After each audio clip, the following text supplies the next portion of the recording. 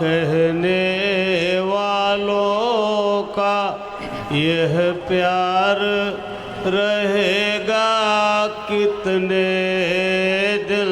इन अपना कहने वालों का यह प्यार रहेगा कितने दिन। कभी छोड़ कर तुम जाओगे, कभी छोड़ कर ये जाएंगे। कभी छोड़ कर तुम जाओगे, कभी छोड़ कर ये जाएंगे। इस नासवान दुनिया का व्यापार रहेगा कितने दिन। इस नासवान दुनिया का व्यापार रहेगा कितने दिन। क्यों ऐठ ऐठ कर चलता तू, किस्मत में फूला फिरता तू। क्यों ऐठ ऐठ कर चलता तू, किस्मत में फूला फिरता तू। ये नशा चढ़ा है जो तुझ पर यार रहेगा कितने दिन। ये नशा चढ़ा है जो तुझ पर रहेगा कितने दिन। इससे तो खोज गुरु की कर, अब वही तुझे बतलाएंगे। इससे तो गुरु की कर, अब वही तुझे बतलाएंगे। इस पार रहेगा कितने दिन, उस पार रहेगा कितने दिन। इस पार रहेगा कितने दिन, उस पार रहेगा कितने दिन। मानो तेरे जीवन का आधार रहेगा कितने दिन। मानो तेरे जीवन का आधार रहेगा कितने दिन।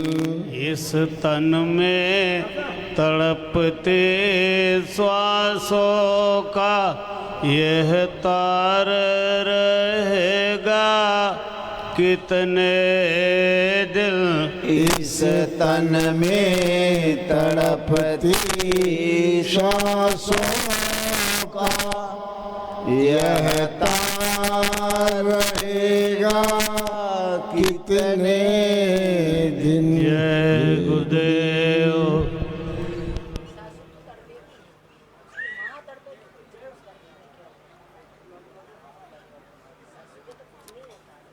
जय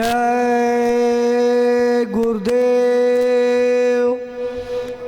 सम्मानित भाई बहनों, अभी आप प्रार्थना और चेतावनी की पंक्तियां सुन रहे थे और कुछ विचार भी कर रहे थे।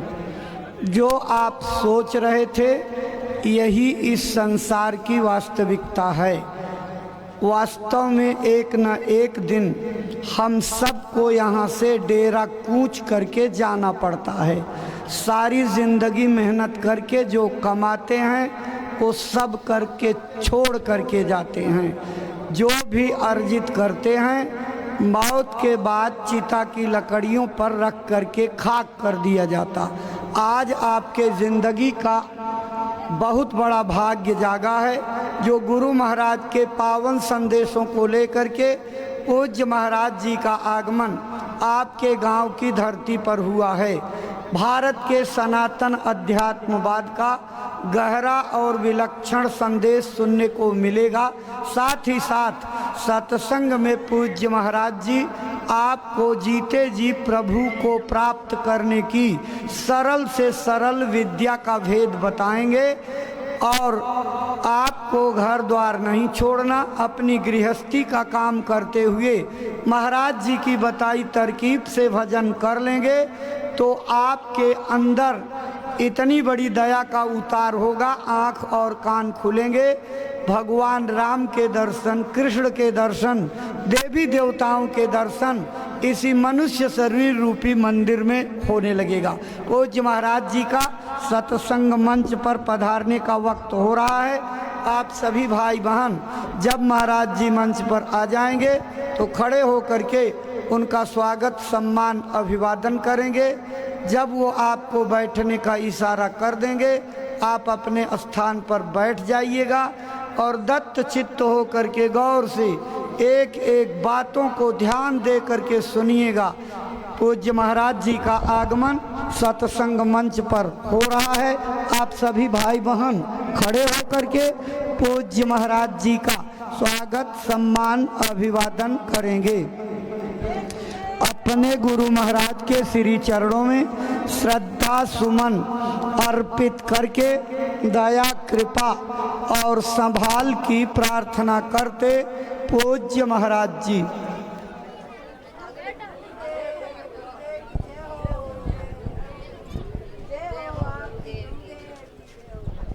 जय गुरुदेव, जय गुरुदेव। आप सबको बैठने का संकेत हो गया है। आप अपने स्थान पर सम्मान के साथ बैठ जाइए।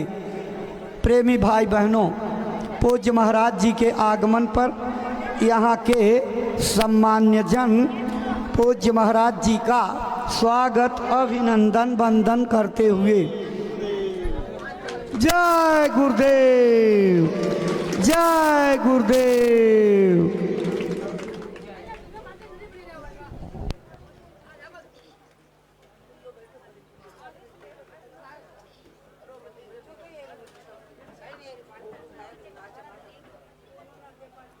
जय गुरुदेव।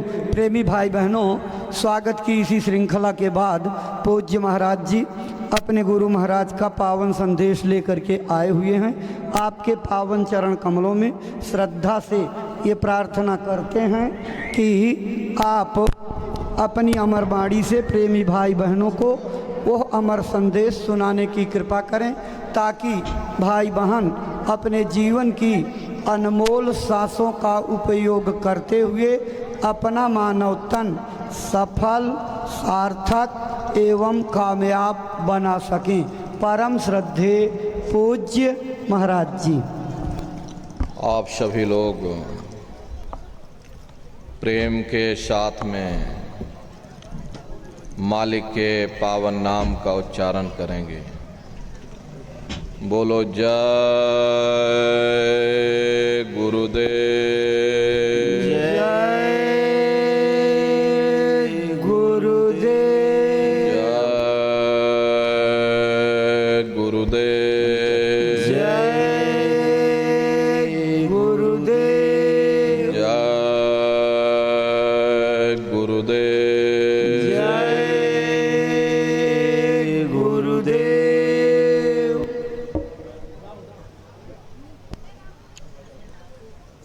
सर्वत्र विराजमान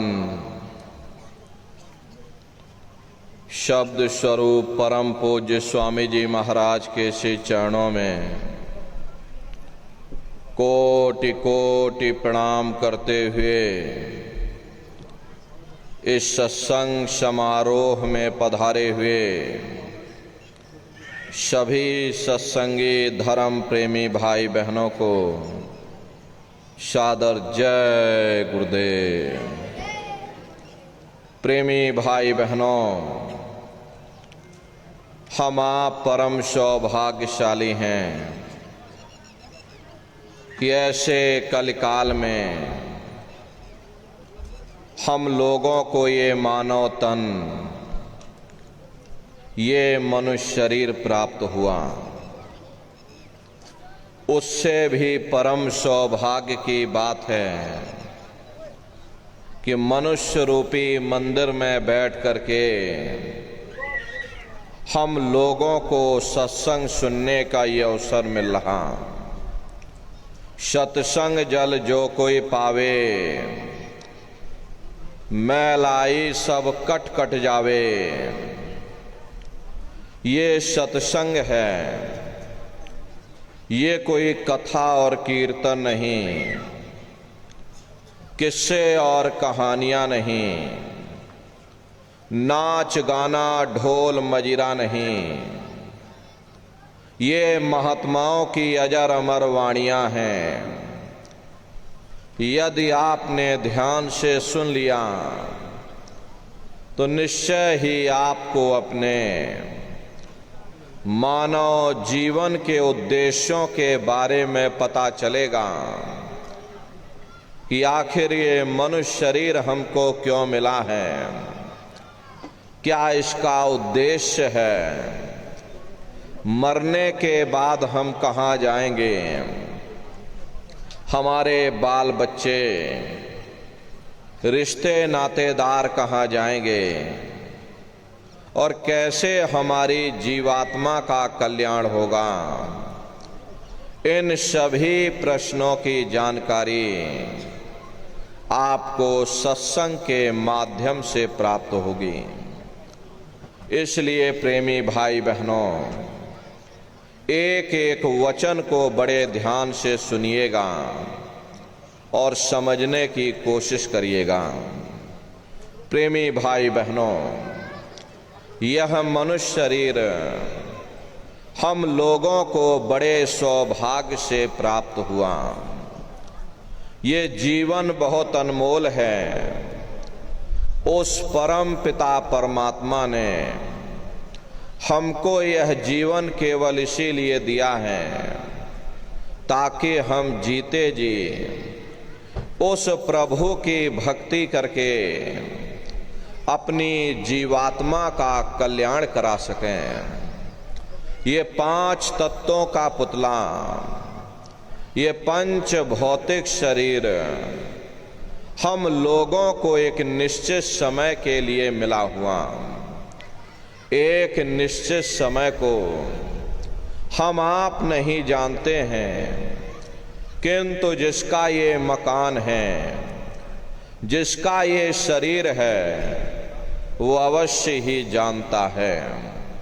और समय पूरा हो जाने पर मकान मालिक जबरदस्ती इस मकान को खाली करवा लेगा। उस समय न जमीन जायदाद काम आएगी, ना ये धन संपत्ति काम आएगी। जीवात्मा को निकाल करके इस शरीर से बाहर कर दिया जाएगा। ये शरीर हमारा आपका यहीं जमीन पर पड़ जाएगा, क्योंकि जीवात्मा के निकल जाने के बाद में ये शरीर सिर्फ एक माटी का पुतला है, उससे ज़्यादा कुछ भी नहीं। इसीलिए महात्मा समझाते हैं कि भाई मिली नरदेह यह तुमको, बनाओ काज कुछ अपना, पचो मत आए इस जग में, जानियो रैन का सुपना। प्रेमी भाई बहनों, जैसे रात में हम लोग स्वप्न देखते हैं, हालांकि उस समय पर हमें स्वप्न सच मालूम पड़ता है, असली प्रतीत मालूम होता। लेकिन जब हम आप सुबह उठते हैं, जब हमारी आंखें खुलती हैं, तब हमें होश आता है कि नहीं भाई, हम तो स्वप्न देख रहे थे, ये सब भ्रम है। ठीक उसी प्रकार से ये दुनिया भी 10-20-100 साल का स्वप्न है। अब आप कहोगे हम जाग रहे, परंतु प्रेमी भाई बहनों, ऐसा हरगिज नहीं है। जिस दिन मौत का वक्त आएगा, हम आप रोएंगे, हाय हाय करके चिल्लाएंगे कि हाय हमने सारी जिंदगी यूं ही स्वप्न में गुजार दी। जागने का समय तो अभी आया था, जो कुछ करना था अभी करना था। लेकिन प्रेमी भाई बहनों, अब पछताए होत क्या जब चिड़िया चुग गई खेत।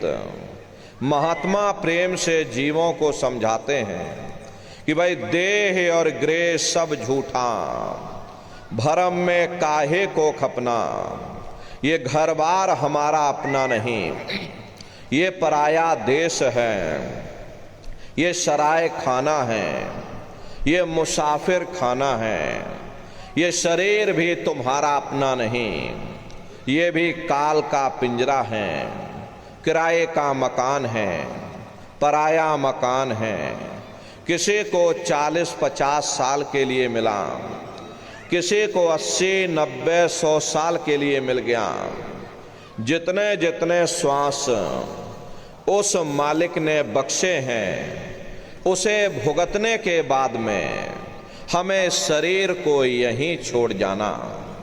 श्वास दुधारा नित ही जारी, एक दिन खाली चाम। प्रेमी भाई बहनों, एक तालाब पानी से चाहे कितना भी क्यों ना भरा हो, आप एक छोटी सी नाली काट कर खोल दीजिए, तालाब में छोटा सा छेद कर दीजिए, तो सारा पानी ही तालाब से बाहर निकल जाएगा। ठीक उसी प्रकार से हमारा ये शरीर भी श्वासों का भंडार है। जब तक श्वासों का भंडार जारी है, हम दुनिया के काम काज में उलझे हुए। लेकिन जिस वक्त ये श्वासों का भंडार खाली होगा, टेलीफोन खड़क जाएंगे, तार पहुंच जाएंगे, संदेश पहुंच जाएंगे, सब रिश्ते नातेदार, सब कुटुंब परिवार वाले, सब अड़ोस पड़ोस वाले मिनटों सेकंडों में इकट्ठा हो जाएंगे। प्रेमी भाई बहनों, जिस शरीर से तुम इतना प्रेम किया करते थे, उसे कोई एक रात भी घर में रखने को तैयार नहीं होता। कंधों पर लटका करके शमशान भूमि पर छोड़ करके आ जाते हैं। हिंदू लोग तिनका तोड़ाते हैं कि जैसे तिनका टूट गया, तेरा मेरा रिश्ता नाता टूट गया। मुसलमान, सिख या ईसाई लोग खाक की मिट्टी कब्र में डाल देते हैं कि जो मेरे लिए खाक की मिट्टी है, वह मेरे लिए तू है। मामूली कष्ट नहीं होता, मौत के समय में घन घोर पीड़ा होती है। जनमत मरत दुसह दुख हुई। सहजो बाई ने बयान किया है कि सहजो मौत आईया, अंग अंग दिया तोड़, और हिया जरे छाती फटे, उठे पीर घन घोर। गुरु महाराज सत्संग में फरमाते थे कि जैसे 1,00,000 बिच्छू एक साथ मिल करके हमारे शरीर पर डंक मारें, उससे भी लाखों करोड़ों गुना ज्यादा मौत के समय में दर्द होता है। जब मृत्यु आती है तो किस तरह से प्राण निकलते हैं, प्राणों के निकलने की प्रक्रिया क्या होती है, पहले उसे आप अच्छी तरह से समझ लीजिए। सिमटत भास श्वास उठ जावे, और प्राण पति जब सिमट समावे, उस समय हमारी श्वासें रुक जाती, शरीर की चेतना पीछे सिमटने लगती, तो सबसे पहले गुदा चक्र टूटता है। क्योंकि प्रेमी भाई बहनों, गुदा चक्र में पृथ्वी का वास होता है। गुदा चक्र टूट करके ऊपर इंद्रिय चक्र में समा जाता। इंद्रिय चक्र में जल का वास होता, यानी जल ने पृथ्वी को घोल दिया। फिर जब इंद्रिय चक्र टूटेगा तो ऊपर नाभि चक्र में समा जाएगा। नाभि चक्र में अग्नि का वास होता, यानी अग्नि ने फिर जल को सुखा दिया। ये नीचे से सिमटाव होता है, नीचे से ऊपर की ओर सिमटाव होता। फिर जब ये नाभि चक्र टूटेगा तो हृदय चक्र में समा जाएगा। हृदय चक्र में वायु का वास होता, यानी वायु ने अग्नि को अपने में समाहित कर लिया और इस तरह से वायु आकाश में उड़ गई। ये आंखों की पुतलियां ऊपर पलट जाती हैं, मुंह खुला का खुला रह जाता। महात्मा प्रेम से जीवों को समझाते हैं कि जब यह कर्म कला उपजावे और बुद्धि सुरत की आन दबावे, जब यह जीवात्मा पांचों तत्वों को लांग करके जल पृथ्वी अग्नि वायु आकाश पांचों तत्वों को लांग करके ऊपर आते हैं, तो काल दाढ़ में आन दवानी, जब ढरके नैनन से पानी, जब काल अपनी दाढ़ में दबाता है उस समय नेत्रों से पानी निकलता है। इंद्रियां टूट टूट करके चकनाचूर हो जाती, सब रिश्ते नातेदार खड़े रह जाएंगे। लगे टकटकी दिखे न भाई, वाह समय को करे सहाई। उस समय जीव टकटकी लगाकर देखता है कि कोई मेरी मदद कर दे, कोई मेरी सहायता कर दे, कोई मुझे बचा ले। लेकिन प्रेमी भाई बहनों, सब भाई बंधु नात रिश्तेदार खड़े रह जाएंगे, डॉक्टर वैद्य हकीम सब घेरे रह जाएंगे, लेकिन उस समय आपको कोई बचा नहीं पाता। यमदूत आते हैं, प्राणों की डोरी को तोड़ देते और जीवात्मा को खींच करके इस शरीर से बाहर कर दिया जाता। जैसे ही ये जीवात्मा शरीर से अलग हुई, ये शरीर हमारा मिट्टी हो जाता। फिर इस मिट्टी को एक रात अपने घर में कोई रखने को तैयार नहीं होते। हर आपके कितने भी सगे संबंधी क्यों ना हो, खास नात रिश्तेदार क्यों ना हो, लेकिन एक रात कोई घर में मिट्टी रखने के लिए तैयार नहीं होते। कहते भाई जल्दी करो जल्दी करो। अब इनकी इच्छाओं को भोगने के बाद में फिर कभी कीड़े पतंगों की योनि में, कभी पेड़ पौधों की योनि में, तो कभी पशु और पंछियों की योनि में भटका खाते हैं। प्रेमी भाई बहनों, 84 लाख योनियों की सबसे जो आखिरी योनि होती है वो गाय और बैल की योनि होती है। गाय स्त्री का रूप लेती है और बैल पुरुष का रूप लेते हैं। ये 84 लाख योनियों की सबसे आखिरी योनि, यानी कि अंतिम पायदान होता है। उसके बाद तब जाकर के हम लोगों को दोबारा फिर से मनुष्य शरीर प्राप्त होगा। इसीलिए कहा गया कि बड़े भाग्य मानुष तन पाया, कोट जन्म जब भटका खाया। कोटान कोट जन्म जन्मांतरों तक अलग अलग योनियों में भटकने के बाद में तब बड़े सौभाग्य से हम लोगों को ये मनुष्य शरीर प्राप्त हुआ।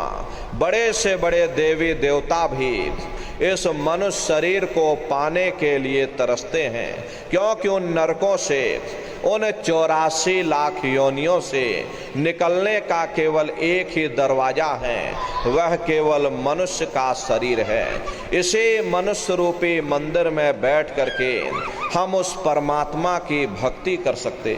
इसीलिए संतों महात्माओं ने इस पंच भौतिक शरीर को सच्चा हरि मंदिर कहकर याद किया कि हरि मंदिर यह शरीर है और ज्ञान रतन प्रकट होए, ये असली हरि मंदिर है। जब भी वो परमात्मा मिलेगा इसी हरि मंदिर के अंदर मिलेगा।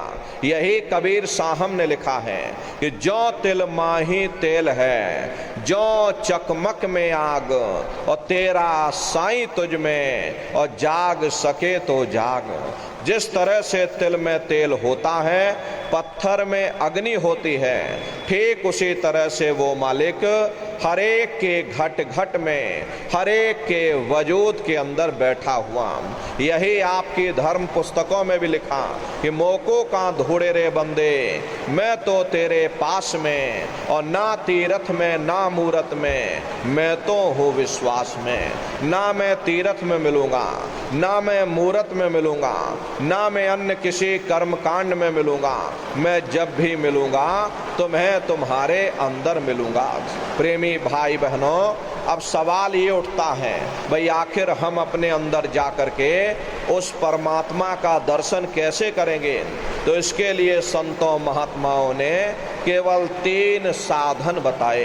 साधन 3 सार्युन वर्णे, और साधन सब थोथे मान। इस कलयुग में उस मालिक को पाने के लिए महात्माओं ने केवल 3 साधना बताई। पहला है सुमरन, दूसरा है ध्यान, और तीसरा है भजन। सुमरन कहते हैं मालिक को याद करना, ध्यान कहते हैं दृष्टि को एकाग्र करना, भजन कहते हैं नाम की कमाई करना। तो कैसे आप लोग सुमरन करोगे, कैसे आप लोग ध्यान करोगे, और कैसे आप लोग भजन करोगे, जरा अच्छी तरह से समझ लीजिए। सुमरन करने के लिए एक माला आप लोग ले लीजिएगा। प्रेमी भाई बहनों, ये देखिए 108 दाने की ये माला है। पास में आकर के बैठ जाओ, देखो पूरी जगह पड़ी, अंदर आके बैठो यहाँ फूल के पास में, और अंदर आ जाओ, सब लोगों को जगह मिल जाएगी। सब लोग अंदर आ जाओ, अंदर आओ, अंदर, हाँ बैठ जाओ अंदर आके। प्रेमी भाई बहनों, सुमरन आप लोग कैसे करोगे? ये माला आप लोग देख रहे हो, ये 108 दाने की ये माला है। अपने अपने घरों में बैठ करके आँख को धीरे से बंद कर देना। दोनों आँखों के मध्य भाग में दाने दाने पर जय गुरुदेव नाम का उच्चारण करिएगा।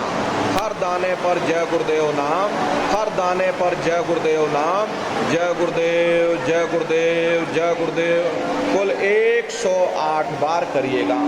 दोबारा इसी जगह फिर वापस आ जाओगे, दूसरी बार फिर यहीं से जय गुरुदेव नाम का सुमरन, तीसरी बार फिर यहीं वापस आ जाओगे, यहाँ से फिर जय गुरुदेव नाम का सुमरन करना। इस तरह से कुल 8 बार जय गुरुदेव नाम का सुमरन सभी नए प्रेमी भाई बहन करिएगा। 8 बार करने के बाद में ये माला आप रख देना। प्रेमी भाई बहनों, सुमरन करने के बाद में फिर आप ध्यान पर बैठिएगा। दूसरा है ध्यान, और ध्यान कहते हैं दृष्टि को एकाग्र करना। कैसे ध्यान करोगे, जरा अच्छी तरह से समझ लीजिए। अपने अपने घरों में पलथी मार करके बैठिएगा। बाहर से अपनी आंख को बंद कर देना। दोनों आंखों के मध्य भाग में दूर सामने देखिएगा, सामने आपको अंधेरा दिखाई पड़ेगा। बस उसी अंधेरे में एक जगह पर आप अपनी दृष्टि को रोकिएगा। होशियारी यही रहे, ये आंखों की पुतलियां हिलने ना पाएं। शुरुआती समय में ये आंखों की पुतलियां हिलेंगी, लेकिन जब आप अभ्यास करोगे, करत करत अभ्यास ते और जड़मत होत सुजान, जब अभ्यास करते रहोगे तो ये आंखों की पुतलियां हिलना बंद हो जाएंगी। तो दूर सामने अंधेरे में एक जगह पर आप अपनी दृष्टि को एकाग्र करिएगा। उस अंधेरे को देखते रहिएगा। एक टक हो करके सामने उस अंधेरे को देखते रहना, दृष्टि अपने आप एकाग्र हो जाएगी। और जैसे ही आपकी दृष्टि उस अंधेरे में एकाग्र होगी तो सुई की नोक के बराबर काले में भी काला बिंदु, बड़ा चमकीला बिंदु होगा, तारे की तरह चमचम चमचम चमकेगा, वो सामने आपको दिखाई पड़ जाएगा।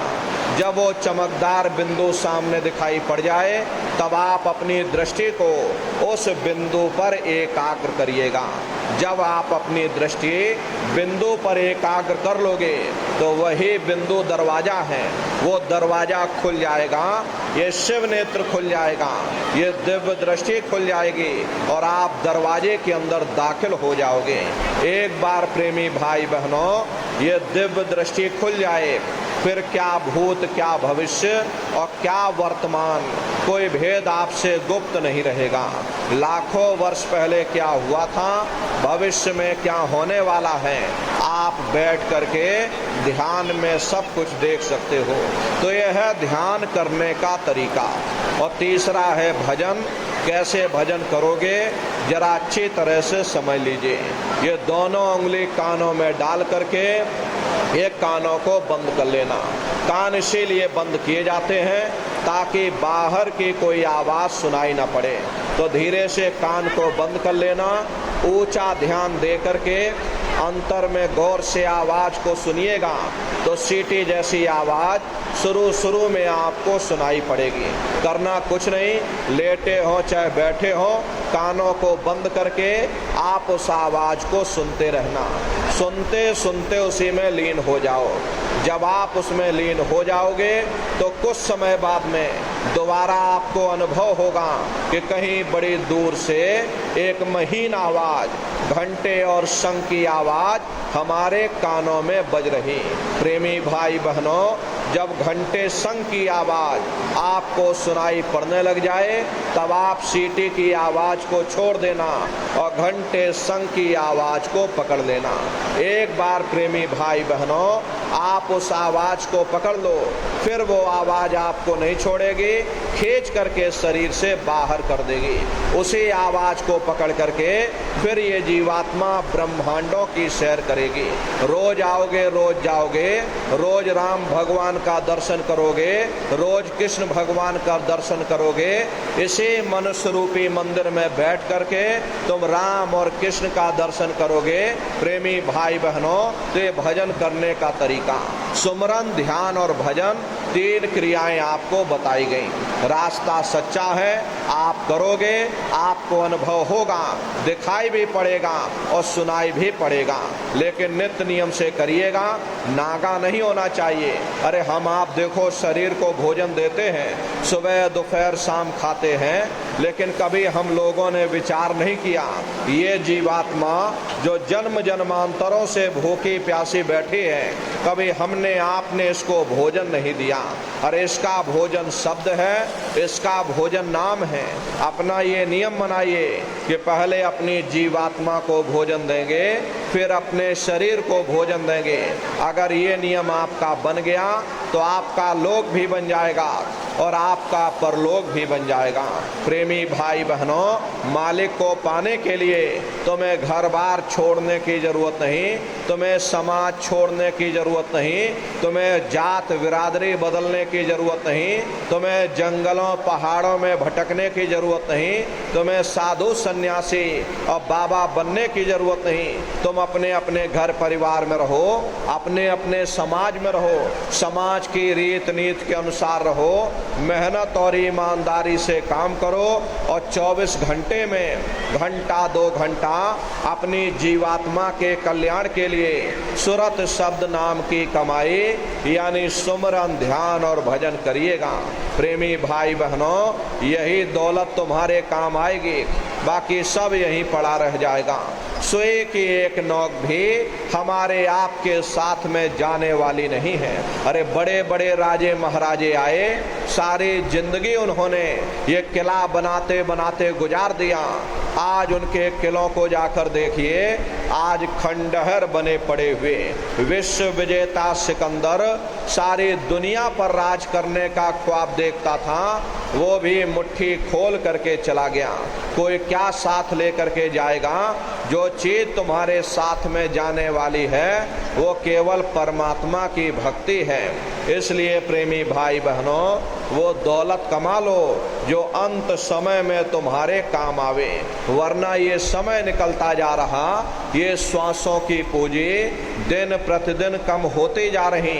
एक समय ऐसा आएगा ये बुलबुला तुम्हारा फूट जाएगा, फिर ना जाने दोबारा मनुष्य शरीर मिले ना मिले, अरे भटकते रह जाओगे युगों युगों के लिए नरकों और चौरासियों में।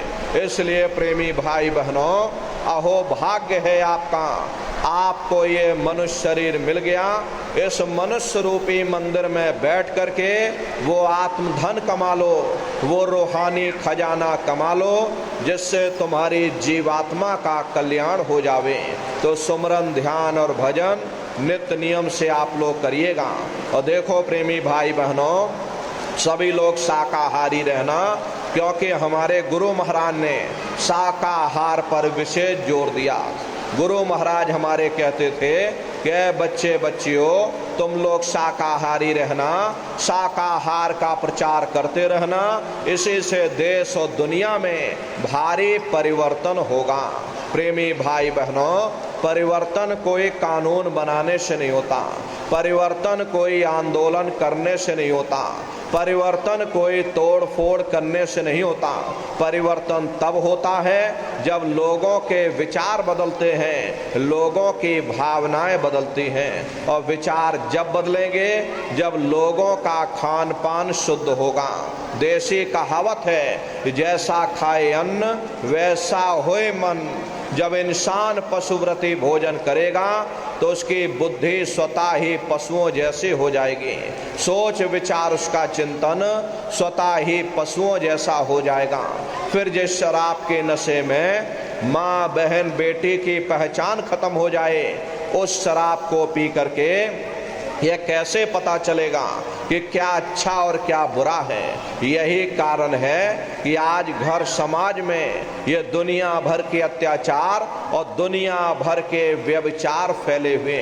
अरे हम लोग मंदिर बनवाते हैं, उन मंदिरों में नहा धो करके जाते, कहते भाई परमात्मा के रहने की जगह है, हमको नहा धो करके जाना चाहिए, फूल अगरबत्ती ले जाना चाहिए। कोई उन मंदिरों में कूड़ा कचड़ा नहीं डालता। अगर कूड़ा कचड़ा डालोगे तो आपस में लाठियां चल जाएंगी। फिर ये जो हरि मंदिर है, ये पंच भौतिक शरीर जिसे महात्माओं ने हरि मंदिर कहा, इसमें तुम हाड़ मांस के लोथड़े डालते हो, इसमें तुम शराब के कतरे डालते हो। अपने बनाए हुए मंदिर की कद्र करोगे और परमात्मा के बनाए हुए इस हरि मंदिर को तुमने जीते जी कब्रिस्तान बना दिया तो सख्त सजा मिलेगी। हरे महात्माओं ने लिखा है कि तिल भर मच्छी खाई के कोट गौ दे दान और काशी करवट जा मरे निश्चय नरक निदान। यदि तिल भर भी मच्छी खा करके फिर चाहे कोटान कोट गौओं का दान करो और काशी में जा करके मत्था रगड़ते रगड़ते अपनी पूरी जिंदगी वहां पर गुजार दो, फिर भी तुमको तुम्हारे गुनाहों की सजा मिलेगी, कोई बच नहीं सकता। क्योंकि ये कर्म भूमि है, यहाँ तुम जैसे कर्म करोगे वैसा फल तुमको मिलेगा। देखिए इस कर्म भूमि पर कृष्ण भगवान तक नहीं बच पाए। उस समय बाली को छिप करके बाण मारा था, वही बाली कृष्ण अवतार में बहेलिया बन करके आ गया। कृष्ण भगवान के पैरों में पद्म चमकता था, हिरण की आंख समझ करके और बहेलिये ने निशाना मार दिया। जब पास में आकर के देखा कृष्ण भगवान थे, अफसोस करने लगे, लेकिन कृष्ण भगवान ने उसको समझाया इसमें तुम्हारा कोई दोष नहीं, उस समय हमने तुमको मारा, आज तुमने हमको मार दिया, हमारा तुम्हारा अदला बदला पूरा हो गया। कर्म प्रधान विश्व रच राखा और जो जस करे सो तस फल चाखा। ये कर्मों का ऐसा देश है, यहाँ तुम जैसे बीज बोगे वैसे ही फसल काटोगे। इसलिए प्रेमी भाई बहनों, आपसे हमारी प्रार्थना है कि आप लोग शाकाहारी रहिएगा। ये तरह तरह की बीमारियां जो आज के समय में आ रही, इसका मुख्य कारण एक ही है, लोगों का खान पान गंदा हो गया। अपनी बुद्धि से आप विचार करिए, इंसानों के खून में जब जानवरों का खून मिल जाएगा, इंसानों के अंदर जब जानवरों के कीटाणु पहुंच जाएंगे तो न जानवरों की दवा काम में आएगी न इंसानों की दवा काम में आएगी। परिणाम क्या होगा? ऐसी महामारियां फैलेंगी। इसलिए प्रेमी भाई बहनों, आपसे हमारी प्रार्थना है कि आप लोग शाकाहारी रहिएगा। कोई ऐसा नशा मत करना जिससे बुद्धि तुम्हारी पागल हो जाए और घर में माँ बहन बेटी की पहचान खो दो। अरे आप अपने आप को कट्टर हिंदू मानते हो। अरे भाई हम कट्टर हिंदू हैं, हम राम को मानने वाले हैं और हम कृष्ण को मानने वाले हैं। अरे आप राम को मानते हो और आप कृष्ण को मानते हो तो उनके आदर्शों पर भी चलना सीखो। राम ने कभी नहीं कहा कि तुम मांस खाओ या कृष्ण ने कभी नहीं कहा कि तुम शराब पियो। जितने देवी देवता अवतार हुए सभी यही कह करके गए कि अहिंसा परमो धर्मा। अगर हमने किसी को बनाया नहीं तो मिटाने का अधिकार हमारे पास नहीं। प्रेमी भाई बहनों, अरे आप इंसान हो, इंसान का काम है दया करने का, दया धर्म का मूल है। इसलिए आप जीवों पर रहम करो, रूहों पर रहम करो। सभी लोग शाकाहारी रहना, शाकाहार का प्रचार अपने अपने क्षेत्रों में बराबर आप लोग करते रहना।